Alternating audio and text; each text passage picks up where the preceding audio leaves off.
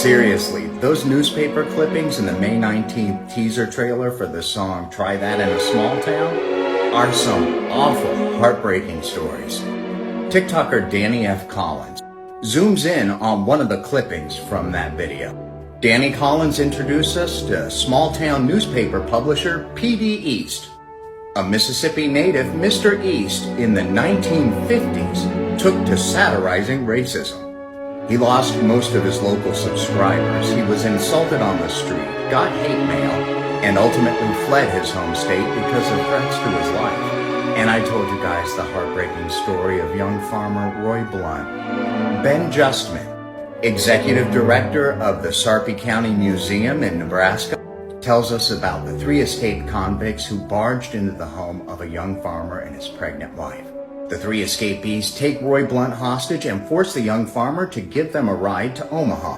Oh no, the Republicans actually got us this time. Tweets here from Greg Abbott. Garth Brooks booed off stage at the 123rd Annual Texas County Jamboree. Go woke, go broke. Well, good job, Texas. The Republicans, they got us on this one. I can't believe it. When you go woke, you go broke. But wait a second.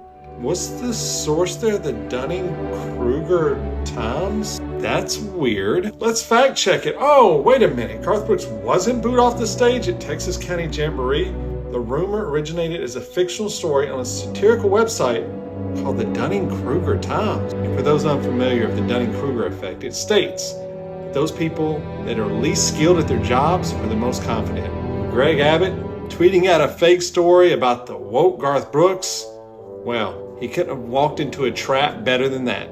You live in Texas, this is what your governor's doing. Garth Brooks, good guy, continue to do what you're doing. For your Republican... Derek Clark was shot to death at a traffic stop. His family is being represented by Ben Crump and the Herman Law Group. Ben Crump represented Trayvon Martin's family and George Floyd's family. Please follow Derek's aunt Carrie for more updates on his case.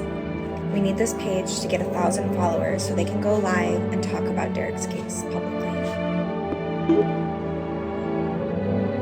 How did white people become white people? I'm so glad you asked. I find that most white people have no idea how they came to identify as white. And because they don't know that history, they often fundamentally misunderstand the legitimate critiques of white identity politics. White people didn't exist before the middle of the 17th century, as in the middle of the 1600s. And if that rings a bell, it should. More on that later. This isn't to say that lighter-skinned people didn't exist. Of course they did. Europe is a real place with real people who have been there for a very long time. They just didn't identify as white people. They were Englishmen, Dutch, Greek, Gaul, Scythian. Princeton history professor Dr. Nell Irvin Painter chronicles the invention of this diasporic pan-European white identity in her book, The History of White People. She demonstrates how white identity was constructed primarily as a differentiation from black identity, an identity that colonizers and human traffickers made synonymous with enslavement and inferiority. And so the myth of whiteness, moral purity, superiority, and ruling destiny was born, which is kind of ironic, since the origins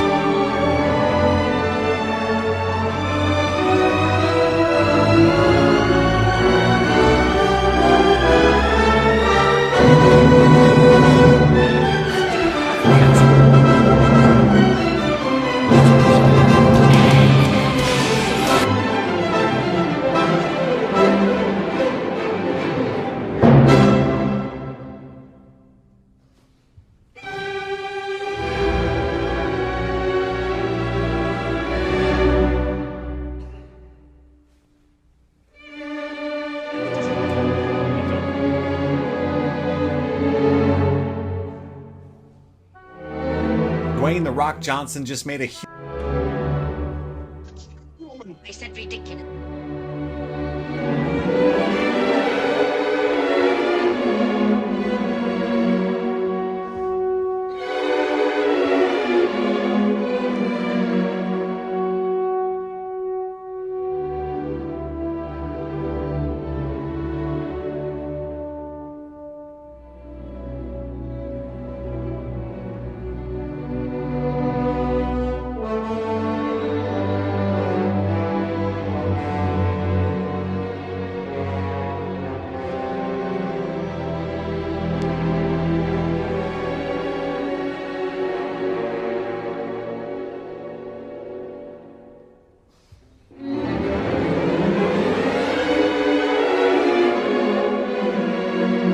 pilot for Night Gallery. It was a trilogy, and I was going to direct the second middle segment with Joan Crawford being the star.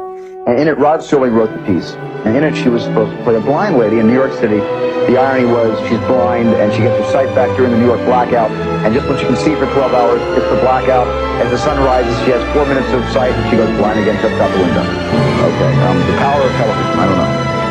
And I remember going over to Joan's house, and she assumed that Universal had hired a substantial, professional, veteran director to direct her, someone of her stature. She assumed they were going to match someone like George Cukor, for instance. I think she expected someone like Cukor to take over the reins and direct her. And I remember she had no idea that I was 21 years old at the time. Nobody had told her that I was 21. Big mistake. And I walked into this room, and there's Joan with bandages around her eyes, flailing her arms and stumbling through the room, knocking things over, saying, "Stephen, is that you?" Say,